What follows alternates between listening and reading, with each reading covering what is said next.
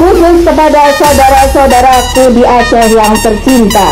Bersabarlah, bila kelak Cutnya memimpin negeri ini.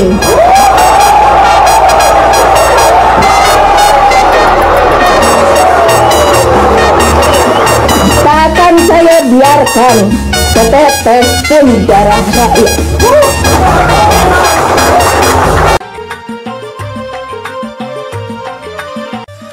Assalamualaikum warahmatullahi wabarakatuh. Janjimu tidak semanis mulutmu, atau dalam kata lain, janjimu pada kenyataannya cukup pahit daripada empedu, bahkan lebih pahit daripada jadam sekalipun. Saudara sekalian, baru saja kita lihat video Megawati Soekarno Putri yang berpidato. Saudara-saudaraku, apabila kelak Cut Nyak memimpin negeri ini, tak akan kubiarkan setetes darah pun mengalir di Aceh.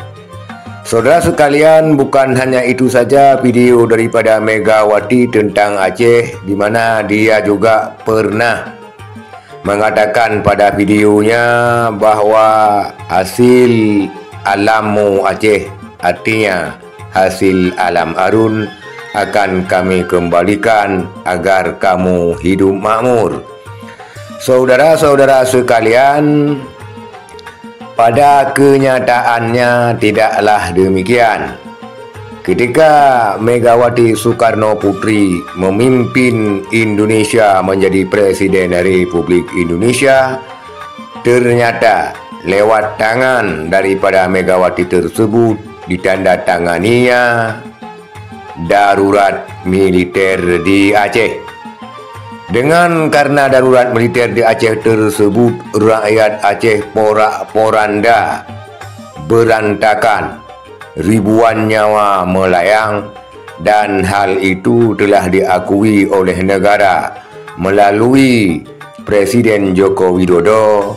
Terjadi pelanggaran HAM berat di Aceh.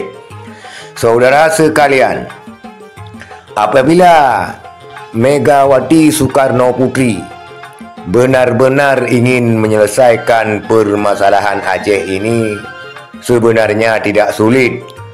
Karena sekarang ini pun, walaupun bukan Megawati yang menjadi presiden, tetapi Jokowi yang menjadi presiden, itu adalah anak buahnya Megawati Soekarno Putri. Artinya dari partai PDIP yang ketumnya adalah Megawati Soekarno Putri. Apabila ingin menyelesaikan perkara Aceh, tentu tidak berlarut-larut tentang undang-undang pemerintahan Aceh yang digodok sekarang, yang timbul polemik di sana-sini, kolingdon dan segala macam terkait bendera lambang Aceh dan poin-poin lainnya yang tercantum dalam undang-undang pemerintahan Aceh. Sampai-sampai perkara tersebut oleh Bapak Jokowi menunjuk ketua timnya Bapak Muldoko, tetapi sampai sekarang ini tidak pernah terrealisasi, artinya belum ada kepastian yang pasti.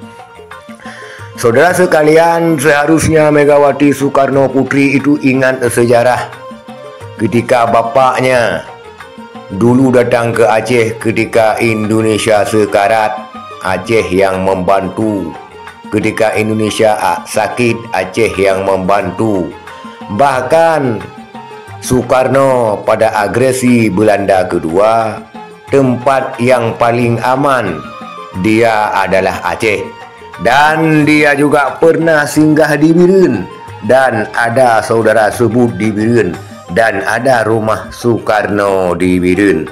Saudara sekalian, apabila ia ingat akan sejarah, ingat akan jasa-jasa daripada Aceh, juga ingat jasa Aceh terhadap keberlangsungan Republik Indonesia, yang diproklamirkan oleh bapaknya, yaitu Insinyur Soekarno, maka andil Aceh cukuplah besar, sehingga tidak adil bagi Aceh yang hidup merana melarat miskin seperti sekarang ini, sampai-sampai hasil alamnya dikuras demi kemakmuran rakyat Indonesia.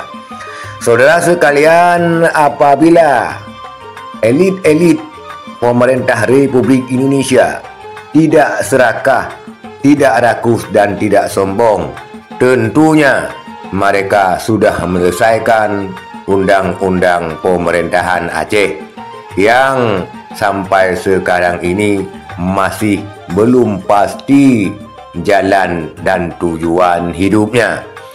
Saudara sekalian, itulah polemik yang terjadi sekarang ini. Maka apa yang diutarakan oleh Megawati hanyalah manis di mulut, ternyata kenyataannya terlalu pahit.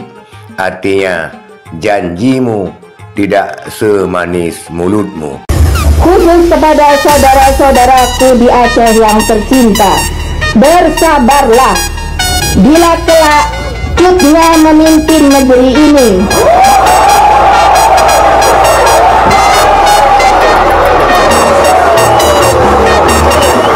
Tak akan saya biarkan setetes pun darah rakyat.